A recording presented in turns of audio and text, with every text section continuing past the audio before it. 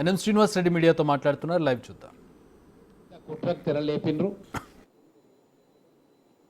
Irrigation శాఖ మంత్రిగా ఉండి ఈ కుట్రలలో పాలు పంచుకొని కమిషన్లు తిన్న వ్యక్తులు మళ్ళీ పిఏసీ కమిటీ చైర్మన్గా వచ్చి వాటిని కప్పిపుచ్చుకునే ప్రయత్నం ఒక పెద్ద కుట్ర చేసిండ్రు.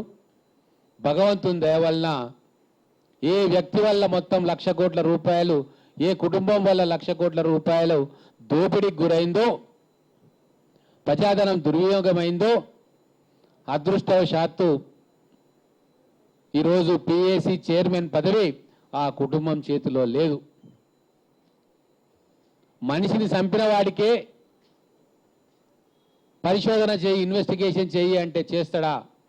సాక్ష్యాలు సంపాదిస్తాడా? కాబట్టి తెలంగాణ ప్రజలకు ఒక పెద్ద రిలీఫ్ అయింది. పిఏసీ చైర్మన్గా కల్వకుంట్ల కుటుంబానికి చెందని వ్యక్తి ఈరోజు అక్కడ ఉన్నాడు. కాబట్టి సీనియర్లు, నికార్సైన వ్యక్తులు, ప్రజా జీవితంలో పేరు సంపాదించుకున్న వాళ్ళు దాంట్లో మెంబర్స్గా ఉన్నారు.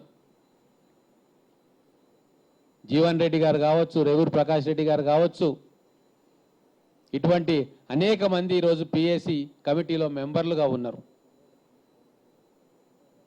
ఏదైతే వర్ణదేవుడు ఈరోజు వాళ్ళు చేసిన మోసాన్ని బట్టబయలు చేసినరో, ఖచ్చితంగా రాబోయే రోజుల్లో పబ్లిక్ అకౌంట్స్ కమిటీ ద్వారా ఈ 10 సంవత్సరాలు వాళ్ళు చేసిన దోపిడీ, ఏ అధికారులతో కుమ్మక్కైపోయి, ఏ కాంట్రాక్టర్లతో కుమ్మక్కైపోయి దోపిడీ చేసినరో తెలంగాణ ప్రజలు ఈరోజు ఒక విశ్వాసంతో ఉన్నారు.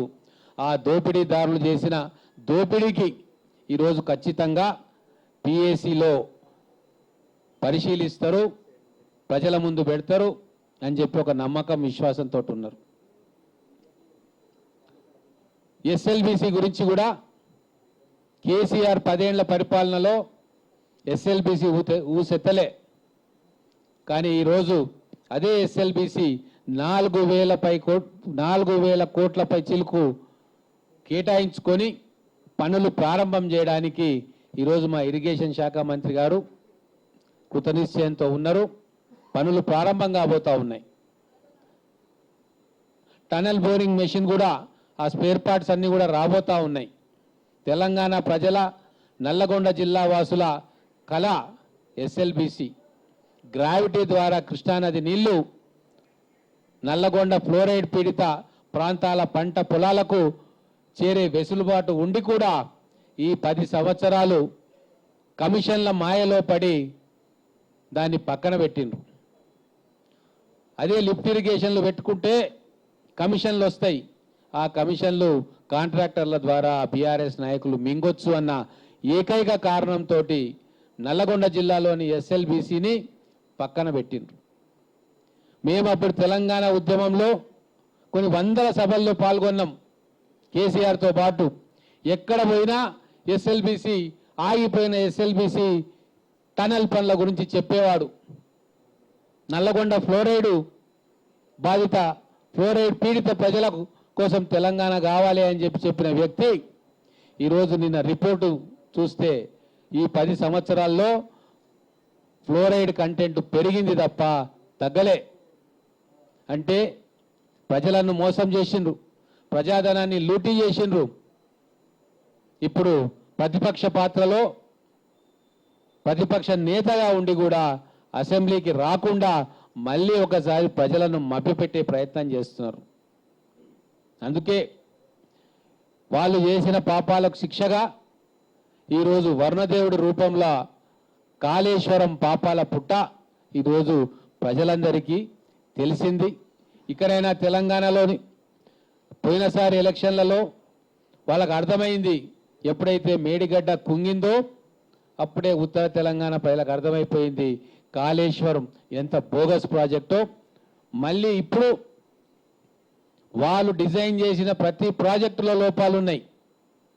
మొన్నటికి మొన్న కేఎల్ఐలో వాళ్ళ కాలంలో తీసిన కాలువలు కొట్టుకొని పోయినాయి, పంప్ హౌస్లు కూడా మునిగిపోయినాయి. ఎక్కడ చూసినా డిజైనింగ్ లోపము, పర్యవేక్షణ లోపము, కాంట్రాక్టర్ల వైఫల్యము. పూర్తిగా 10 సంవత్సరాల్లో తెలంగాణ రాష్ట్ర ఇరిగేషన్ చరిత్ర ఏంది అంటే ఏ ప్రాజెక్టు అన్నా అది కూలిపోవడానికి సిద్ధంగా ఉంది. అదే మరి కాంగ్రెస్ ప్రభుత్వ హయాంలో కట్టిన ప్రాజెక్టులు నాగార్జున సాగరు, శ్రీశైలము, జూరాల, పోచంపాడు, ఎల్లంపల్లి ఇట్లా ఏ ప్రాజెక్టును చూసుకున్నా కూడా నిటారుగా నిలబడినాయి. ఇప్పటికీ కూడా ఈ రాష్ట్ర రైతుల పంట పొలాలకు నీళ్లను పారిస్తూ ఉన్నాయి. ఇది కాంగ్రెస్ పార్టీ, బీఆర్ఎస్ పార్టీ ప్రభుత్వాలు ఏర్పాటు చేస్తే వాటి రెండిటి మధ్యలో ఉన్న తేడా. ఇది తెలంగాణ ప్రజలు గమనించాలని చెప్పి కోరుతా ఉన్నాం.